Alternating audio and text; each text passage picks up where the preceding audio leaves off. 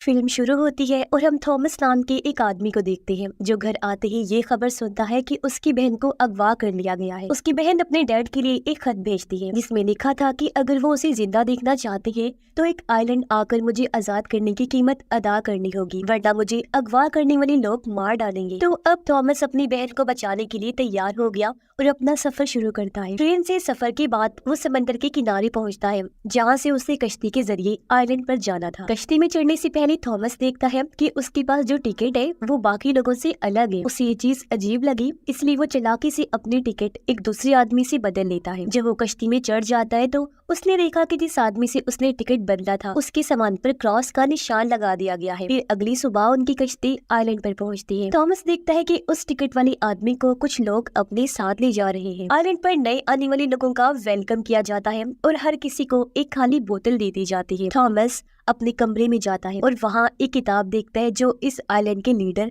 Malcolm ने लिखी होती है। मेलकम अपने आप को एंजल फरिश्ता कहता है जो यहाँ आकर बना था और खुद को आइलैंड का फादर समझता है। आइलैंड में रहने वाले अक्सर लोग वो हैं जो किसी न किसी जुर्म या किसी और वजह से गवर्नमेंट से भागकर यहाँ आकर छुप जाते हैं। अगली सुबह थॉमस आइलैंड की डॉक्टर से मिलता है जो मेलकम की ही बेटी है। वो देखता है कि कुछ लोग उसी आदमी को बंदी बनाकर ले जा रहे हैं और उसकी हालत भी बहुत खराब है। बाद में थॉमस चर्च चला जाता है जहाँ आइलैंड के सभी लोग मौजूद थे। यहाँ मेलकम अपनी और अपने दो दोस्तों की कहानी सुनाता है कि किस तरह वो इस आइलैंड पर आकर रहने लगे, जिसके बाद ये पूरा आइलैंड आबाद हुआ। मेलकम कहता है कि मैं और मेरे दोस्त मुजरिम थे, लेकिन हम जेल से भाग निकले और इस आइलैंड पर आकर रहने लगे और देखो हमारी जिंदगी कितनी खुशहाल है। वो बताता है कि इस आइलैंड की गॉडेस ने न सिर्फ हमें बचाया बल्कि मुझे एंजल के तौर पर चुन लिया। मेलकम आइलैंड के लोगों को यकीन दिलाता है कि यहाँ कोई टैक्स नहीं है, न पैसों का लेन देन, न ही कोई जंग लड़ी जाती है। यहाँ के लोग पूरी तरह से आजाद है। इसी टाइम चर्च के बाहर एक औरत गुजर रही होती है जिसे सिर्फ थॉमस देख लेता है, पर हैरत कोई और इंसान उसे देख नहीं पा रहा था। मगर फिर मेलकम भी उस औरत को देखता है और फिर उसने थॉमस की तरफ देखा जो पहले से ही उस औरत को देख रहा था। दूसरी तरफ उस आदमी को जिसे उन्होंने पकड़ रखा था उसके सामान में उन्हें कोई पैसे नहीं मिलते और उन्हें समझ आता है कि हमने गलत आदमी को पकड़ लिया है। मेलकम के लोग समझ जाते हैं कि उस लड़की को जिसे हमने अगवा किया हुआ है, यानी थॉमस की बहन को, जो आदमी उसे लेने आया है वो हमसे यहीं पर छुपा हुआ है, जिस वजह से इन लोगों को गुस्सा आ गया और वो इस आदमी को मार देते हैं। मेलकम के एक दोस्त का बेटा और दूसरी दोस्त की बेटी एक दूसरे से प्यार करते थे, लेकिन ये बात सबसे छुपा के रखते हैं वो लोग। इनमें लड़के का नाम जेरेमी था। रात को थॉमस गांव में घूम रहा था। वो देखता है कि नए आने वाले लोग अपनी बॉटल्स में खून जमा कर रहे हैं। फिर थॉमस मेलकम के घर के बाहर जाकर देखता है कि मेलकम एक खुफिया रास्ते से अपने घर के नीचे बनी एक जगह पर जाता है जो दरअसल एक सुरंग थी। फिर जब वो वापस आ रहा था तो जेरेमी और उसकी दोस्त को देख लेता है जो एक दूसरे को पसंद करते थे। इस टाइम वो दोनों साथ थी और थॉमस समझ जाता है कि इनके बीच कुछ चल रहा है। फिर थॉमस घर वापस आकर देखता है कि सबके दरवाजों के बाहर खून से भरी बॉटल्स रखी हुई हैं। फिर वो अपनी बोतल में दूसरी बोतल से खून डालकर अपने दरवाजे के बाहर रख देता है। जैसे वो अपने कमरे का दरवाजा खोलता है,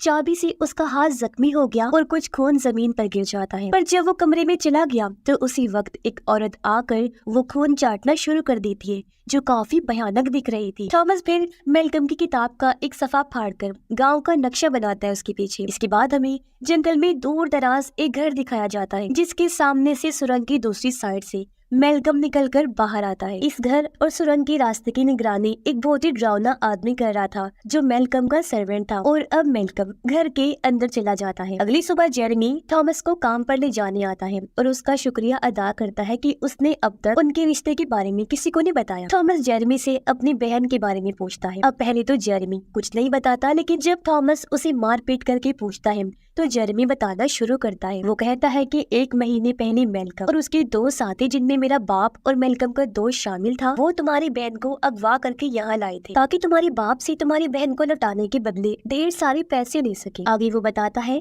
कि आइलैंड के लोगों का गुजर बसर मुश्किल हो रहा है, फसलें खराब हो रही हैं और जानवर भी बच्चे देना बंद कर चुके हैं। जिंदा रहने के लिए उन्हें खाने पीने का सामान बाहर से लेना पड़ेगा, इसीलिए मेलकम और उसके साथियों को पैसों की जरूरत, जिस वजह से उन्होंने ये सब किया, वरना सब लोग भूख से मर जाएंगे। थॉमस जेरेमी से कहता है कि अगर वो चाहता है कि उनके प्यार के बारे में किसी को पता न चले तो उसे मेरी मदद करनी होगी, जिसके लिए जेरेमी मान जाता है। मेलकम सब नए लोगों को चर्च बुलाकर उनकी पहचान करना चाहता था ताकि वो इस आदमी को ढूंढ सके, यानी थॉमस को, जो अपनी बहन को बचाने आया है और उन्हें पैसे देगा। अब मैल्कम की किताब सबको जुबानी याद होना जरूरी थी, ये वहाँ का असूल था, इसलिए वो सबसे अपनी किताब के कुछ सफ़े सुनने लगता है। लेकिन इससे पहले थॉमस की बारी आती और वो पकड़ा जाता, उससे पहले एक आदमी मैल्कम पर हमला कर देता है, जिसे मैल्कम को मारने के लिए किंग ने भेजा था, क्योंकि इस आइलैंड पर हुकूमत करने के लिए किंग मैल्कम का दुश्मन बन चुका था। थॉमस मैल्कम को उस आदमी से बचा लेता है, लेकिन खुद भी जख्मी हो जाता है।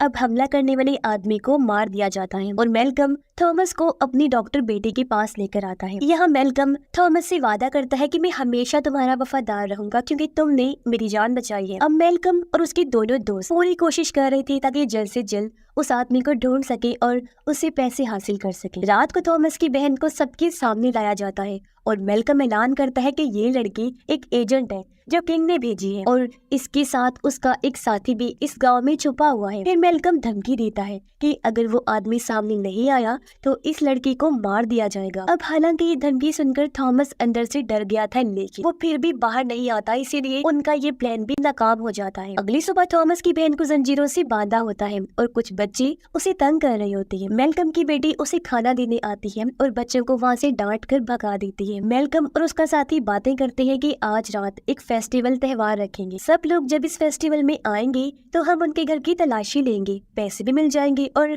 वो आदमी भी। रात को जब सब फेस्टिवल एंजॉय कर रहे होते हैं, थॉमस जेरेमी की मदद से मैल्कम के घर की दीवार तोड़कर सुरंग में घुस जाता है। उधर मैल्कम और उसका साथी जब तलाशी ले रहे थे तो थॉमस के कमरे से उन्हें नक्शा मिल जाता है जो उसने बनाया था और उन्हें शक हो जाता है कि थॉमस अभी उनके घर में ही है। मैल्कम बाहर खड़े अपने दोस्त यानी जेरेमी के डैड को कहता है कि वो जाकर मेरे घर की तलाशी ले और इस लड़के को पकड़ ले। जब जेरेमी के डैड मैल्कम के घर के बाहर पहुंचे तो जेरेमी को वहां पाकर वो उसे भगा देते हैं, क्योंकि वो समझ गई थी कि थॉमस की मदद करने वाला और कोई नहीं बल्कि मेरा बेटा जेरेमी है। उसी वक्त मैल्कम और उसका दोस्त भी वहां आ जाते हैं। मैल्कम का दोस्त थॉमस को पकड़ने के लिए सुरंग में दाखिल होता है और मैल्कम की बेटी ये सब देख लेती है। फिर मैल्कम अपने घोड़े पर सवार होकर सुरंग की दूसरी तरफ चला जाता है। अब सुरंग से निकलने वाले दोनों रास्ते बंद हो चुके थे और थॉमस खुद को बचाने के लिए सुरंग में मौजूद खून से भरी नाली में चला जाता है। वहाँ उसे खौफनाक औरत नजर आती है जो उसकी तरफ बढ़ रही होती है और ये वही औरत थी जो खून को चाट रही थी। थॉमस को उस औरत से अजीब सा डर महसूस होता है। खुद को बचाने के लिए वो नाली की दूसरी तरफ निकलता है और खुद को सुरंग के एक हिस्से में देखता है। वहाँ उसे इस आइलैंड की गॉडेस से जुड़े कुछ निशान भी मिलते हैं। अब मैल्कम जंगल वाले घर में चला जाता है जहाँ उसने गॉडेस को कैद करके रखा होता है। वो गॉडेस के पास आकर पूछता है, तुमने इस लड़के के सामने खुद को जाहिर कर दिया है क्या? अगर ऐसा है तो तुमने ऐसा क्यों किया? उस लड़के पर भरोसा नहीं किया जा सकता। गॉडेस कुछ नहीं कहती, लेकिन मैल्कम के चेहरे पर गुस्सा साफ नजर आ रहा था। फिर वो अपना हाथ काट कर गॉडेस के पास जाता है और कहता है, हमारी फसलों को जहरीला करना बंद कर दो वरना तुम्हें भूख से मरना होगा। वो अपना खून गॉडेस को पिलाता है तो घर के अंदर सूखी टहनियों की जंगल पर फूल और पत्ते उगने लगते हैं। उसी वक्त मैल्कम का सर्वेंट वहाँ थॉमस की बहन को एक बड़ी सी बोरी में बंद करके लाता है और उसे लटका देता है। थॉमस को उसी सुरंग में रात गुजारनी पड़ती है। सुबह मैल्कम की बेटी वहाँ आती है और उसे कपड़े देती है चेंज करने के लिए। दरअसल वो थॉमस की मदद करना चाहती थी। थॉमस को अजीब लगा। वो कहता है, जो आदमी मुझे मारना चाहता है उसी की बेटी मेरी मदद कर रही है, क्यों? मैल्कम की बेटी कहती है कि ये झूठ है, मेरे डैड कातिल नहीं हो सकते। तब थॉमस उसे बताता है कि तुम्हारा बाप एक बुरा इंसान है और झूठा एंजल बना हुआ है और उसी ने मेरी बहन को अगवा करके यहाँ कैद किया हुआ है। अब मैल्कम की बेटी को थॉमस से हमदर्दी थी और वो उसे सूखे हुए खेतों में लेकर जाती है और कहती है कि यहाँ तुम्हें कोई ढूंढ नहीं पाएगा, ये फसलें जहर से तबाह हो चुकी है और यहाँ कोई नहीं आता, तुम बिल्कुल महफूज रहोगी यहाँ पर। मैल्कम अपने दोस्त के घर जाता है, लेकिन उसका घर खाली पड़ा था क्योंकि वो अपना सारा सामान लेकर वहाँ से जा चुका था। फिर मैल्कम समंदर किनारे जाता है जहाँ उसका वही दोस्त वहाँ से जाने के लिए अपनी कश्ती तैयार कर रहा था। वो मैल्कम से कहता है कि अब उसे मजीद इन सब चीजों में नहीं पड़ना, मैं अपने बेटे को लेकर यहाँ से जा रहा, यानी कि जेरेमी को। मैल्कम उसे रोकता है और कहता है, हम तीनों ने इस आइलैंड को मिलकर बनाया है, तुम उसे ऐसे छोड़कर नहीं जा सकते। दूसरी तरफ जेरेमी अपने दोस्त के घर आया तो वो उसे बताती है कि मैं तुम्हारे बच्चे की माँ बनने वाली हूँ। जेरेमी अब उसे कोई चीज देना चाहता था जो देने वो बाहर जाता है, पर तभी यहाँ उस लड़की के डैड आ गए। उन्हें भी पता चल चुका था कि मेरी बेटी बेटी प्रेग्नेंट है। वो अपनी बेटी से कहते हैं कि ये बच्चा तुम्हारी मौत की वजह बनेगा, लेकिन उसकी बेटी कोई बात नहीं मानती। पर जब जेरेमी वापस आया तो देखता है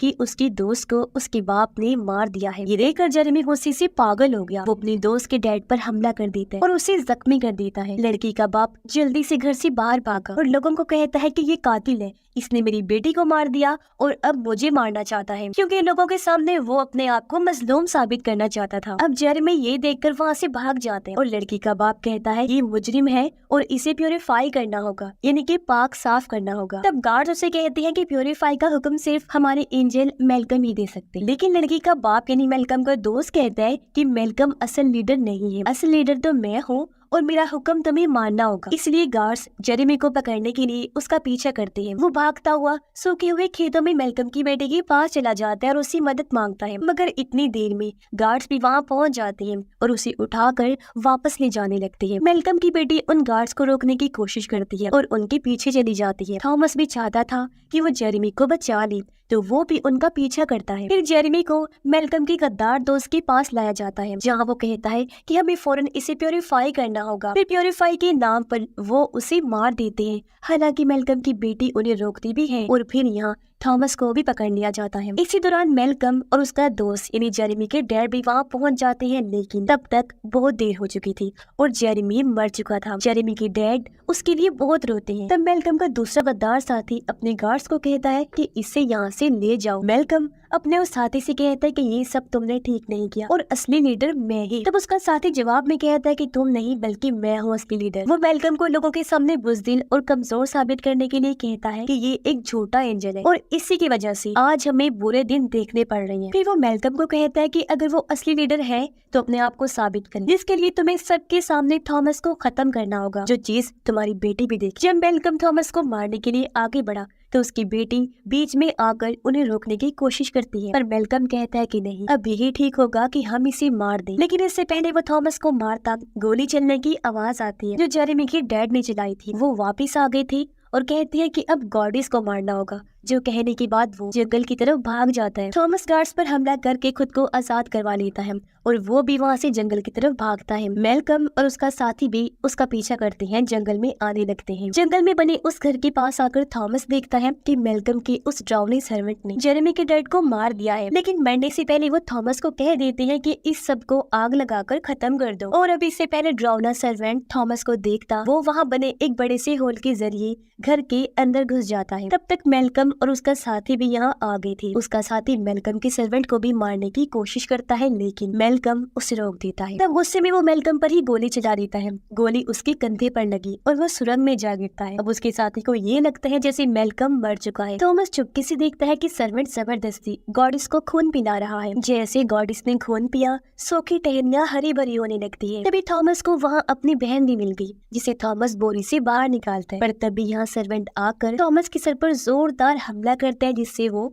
बेहोश हो गया। अब मेलकम का साथी अंदर आकर थॉमस की बहन को ले जाता है, जिसके बाद वो मेलकम के घर जाकर उसकी बेटी को भी गिरफ्तार कर लेता है। जब थॉमस को होश आया तो वो अपने आप को ग्राइंडर मशीन के साथ बंधा हुआ पाता है। अब इससे पहले मशीन उसे पीस के रख दी। खुशकिस्मती से उसकी रस्सी खुल गई और थॉमस आजाद हो जाता है। वो आजाद तो हो गया था, लेकिन उसका हाथ बुरी तरह जख्मी हो गया था। लेकिन किसी तरह वो ड्राउने सर्वेंट को रस्सी से बांधकर ग्राइंडर मशीन में जबरदस्ती डालकर उसे मार देते हैं। फिर वो गॉडिस के पास जाते हैं, जो उसे कहते हैं कि तुम आ गई हो, मुझे तुम्हारा ही इंतजार। फिर गॉडिस उसका सर पकड़कर उसे वो सब दिखाती है जो मेलकम और उसके दोनों दोस्तों ने यहाँ आकर किया था। उन्होंने गॉडिस को पकड़कर कैद कर लिया और उस पर बहुत जुल्म किया। फिर गॉडिस थॉमस को कहती है, अब प्लीज इन सब चीजों से मुझे आजाद कर दो, मेरी जान छुड़वा दो। ये सुनकर थॉमस गॉडिस को आग लगा देता है और वो जलकर खत्म हो जाती है। ऐसा होते ही गांव के घरों में भी आग भड़क उठी और सब कुछ जलकर खत्म हो जाता है। अपनी जान बचाने के लिए लोग गांव से निकलकर कश्तियों की तरफ जाने लगते हैं। मेलकम भी बच गया था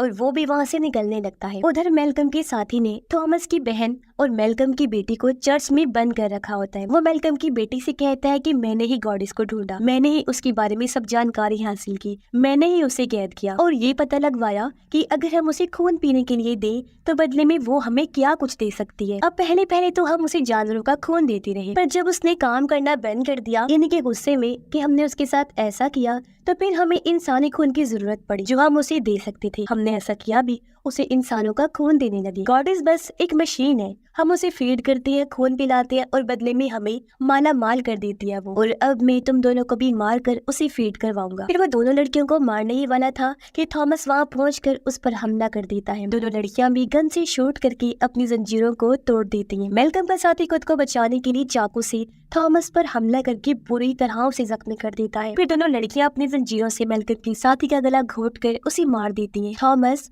काफी जख्मी था। वो अपनी बहन और मेलकम की बेटी से कहता है कि तुम दोनों भागो यहाँ से, जल्दी से जाओ, कश्ती तुम्हारा इंतजार कर रही है। थॉमस की बहन कहती है भाई हम तुम्हें यहाँ छोड़ के नहीं जाएंगे। फिर वो उसे भी अपने साथ लेकर कश्ती की तरफ जाने लगती है, पर थॉमस इतना ज्यादा जख्मी था कि उसका बचना मुश्किल लग रहा था और वो बीच में ही गिर जाता है। वो अपनी बहन से कहता है मैंने खुद से वादा किया था कि मैं भले ही जिंदा रहूं या ना रहूं, पर तुम्हारी जान जरूर बचा लूंगा। अब मेरी बहन बात को समझो, तुम्हें मुझे यहाँ छोड़कर अकेले ही जाना होगा। तब थॉमस की बहन और मेलकम की बेटी दिल पर पत्थर रख के कश्ती में जाकर बैठ गई और वहाँ से निकल जाती है। मेलकम भी वहाँ आता है और देखता है कि जहाँ जहाँ थॉमस का खून गिरा वहाँ नए पौधे उगने लगते हैं। ये देखकर थॉमस मुस्कुराता है और जमीन पर लेट गया, पर तभी बहुत सारे पौधे जमीन से निकलकर थॉमस से लिपट गए और उसे अपने अंदर समा लेते हैं। अब ये देखकर मेलकम भी मुस्कुराता है क्योंकि अभी साइलेंट का नया गॉड थॉमस बन चुका था। यहाँ के लोगों को अब भूख से मरना नहीं पड़ेगा क्योंकि थॉमस की वजह से उन लोगों के पास किसी चीज की कमी नहीं होगी। वो भी उन्हें माला माल कर देगा और ये आइलैंड हमेशा खुशहाली वाली जिंदगी गुजारेगा। और इसी के साथ इस फिल्म की कहानी भी इधर ही खत्म हो जाती है।